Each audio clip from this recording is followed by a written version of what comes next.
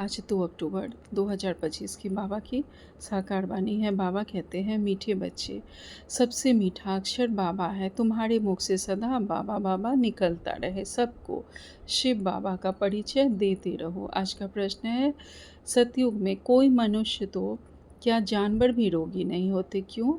उत्तर में बाबा कहते हैं, क्योंकि संगम युग पर ही बाबा सभी आत्माओं का और बेहद सृष्टि का ऐसा ऑपरेशन करते हैं जो रोग का नामो निशान नहीं रहता।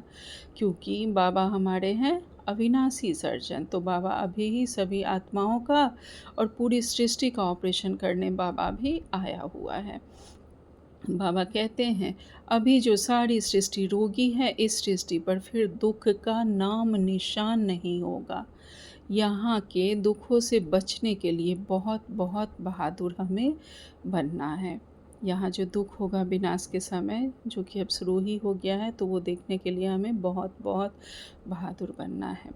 ओम शांति। आज धारणा के लिए मुख्य सार में बाबा ने पहली पॉइंट कही है, सत्य के संग वापस आना है, इसलिए सदा सच्चा होकर रहना है, कभी झूठ नहीं बोलना है। सत्य बाबा के साथ हम बच्चे अपने पिता सत्य बाबा के साथ वापस जाने वाले हैं, तो हमें सत्य बनना है, बिल्कुल बिल्कुल पवित्र। पवित्रता का मतलब मन वचन कर्म सब तरह की पवित्रता होती है, तो हमें बिल्कुल सत्य बोलना है, कभी भी झूठ नहीं बोलना है। दूसरी पॉइंट में बाबा कहते हैं, हम ब्रह्मा बाबा के बच्चे आपस में भाई बहन हैं, इसलिए कोई भी क्रिमिनल एक्ट नहीं करनी है।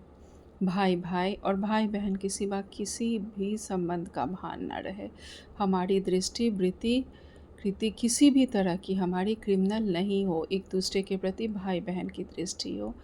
आज बाबा ने हमें वरदान दिया है, याद के बल से अपने व दूसरों के श्रेष्ठ पुरुषार्थ की गति विधि जानने वाले मास्टर त्रिकालदर्शी भव। विस्तार में बाबा कहते हैं, जैसे साइंस वाले पृथ्वी से स्पेस पर जाने वालों की हर गतिविधि को जान सकते हैं, ऐसे आप त्रिकालदर्शी बच्चे साइलेंस या याद के बल से अपने और दूसरे के श्रेष्ठ पुरुषार्थ व स्थिति की गतिविधि को स्पष्ट जान सकते हो।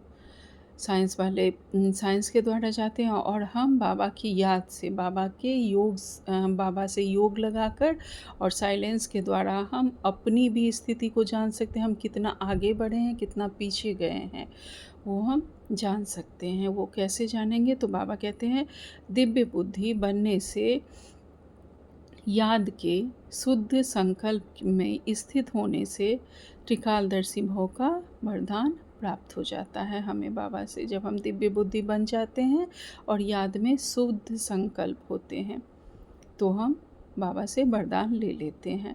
बाबा कहते हैं, और नए नए प्लान प्रैक्टिकल में लाने के लिए स्वतः इमर्ज होते रहते हैं। जैसे जैसे हमारी स्थिति आगे जाती है, वैसे वैसे हम योग के नित्य नए प्रयोग करने लगते हैं। तो बाबा कहते हैं स्लोगन में, सर्व के सहयोगी बनो तो स्नेह स्वतः प्राप्त होगा। सभी का हमें सहयोगी बनना है। आज का व्यक्ति सारे हैं, कोई भी यह नहीं बता सकता कि हमको तो सेवा का चांस नहीं है। कोई भी, हम बाबा के बच्चे यह नहीं कह सकते कि हमें तो सेवा का चांस ही नहीं मिलता। कोई बोल नहीं सकते तो मनसा वायुमंडल से सुख की वृत्ति, सुखमय स्थिति की सेवा करो। अगर हम बोल नहीं सकते स्टेज पे किसी के सामने, 10 लोगों के सामने, तो मनसा से तो हम सेवा कर ही सकते हैं। तो वैसा हमें वाइब्रेशन फैलाना है, वैसा वायुमंडल बनाना है अपनी वृत्ति के द्वारा। बाबा कहते हैं, तबीयत ठीक नहीं है तो घर बैठे भी सहयोगी बनो, सिर्फ मनसा में शुद्ध संकल्पों का स्टॉक जमा करो, शुभ भावनाओं से संपन्न बनो।